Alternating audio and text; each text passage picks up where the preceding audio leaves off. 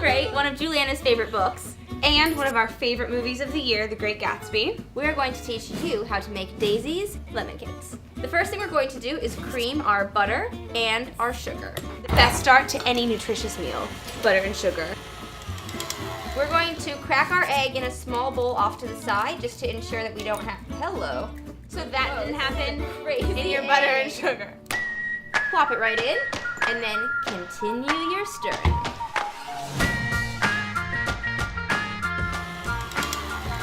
It's time to add your zesty, delicious elements, which make it so lemony. We've got our lemon extract, and fresh squeezed lemon juice, and of course, some zest. Would you like to zest? I would love to zest. Be careful while zesting. In The Great Gatsby, when Nick arranges for Gatsby and Daisy to meet, he has 12 lemon cakes and tea. We decided we're going to do a black tea frosting on top of the cakes. That way you get 2 in 1. We are going to mix all of these ingredients together. It's so lemony. It's like a lemon fan. Once you have your lemony goodness, it's time to add all of your dry ingredients in a bowl. We're starting with flour. Today we're using gluten-free flour because it's more easily digestible for most people. Next we have baking powder and our salt. After that we have our secret ingredient, xanthan gum. Which is your thickening agent, so the flour acts more like traditional flours. Almond meal. We substituted some of the flour for almond meal because it tastes delicious and it has some protein in it, so you're not having so many carbohydrates. The other thing we have is our buttermilk. We've taken soy milk and added 2 teaspoons of lemon so it emulates the buttermilk. If you want, you can use regular buttermilk or regular milk, but we like this. Again, easier to digest. So we're gonna alternate adding the dry and the wet ingredients.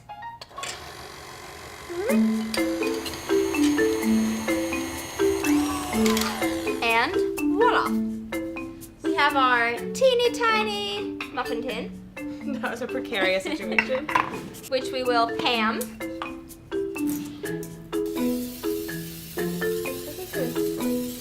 We learned a trick too from one of our friends. No! What? Okay, we did learn this. It makes really good lotion. How do you feel? Oily.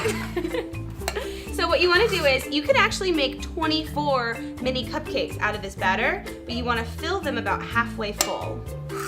And we're gonna bake them at 350 degrees for 10 minutes, which is a great opportunity for you to make your frosting.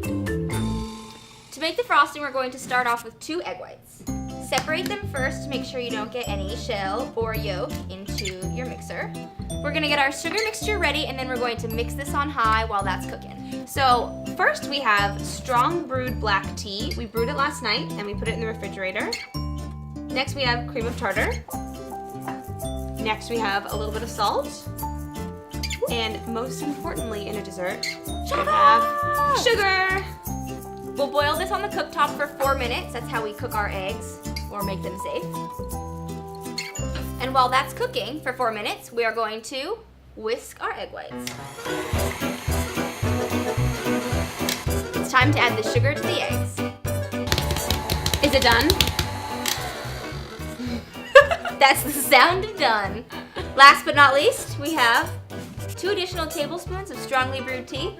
So your frosting is sure to give your friends a little afternoon. Whoa! Right. That is some strong tea. And we're gonna add half, give it a little mix, add the other half.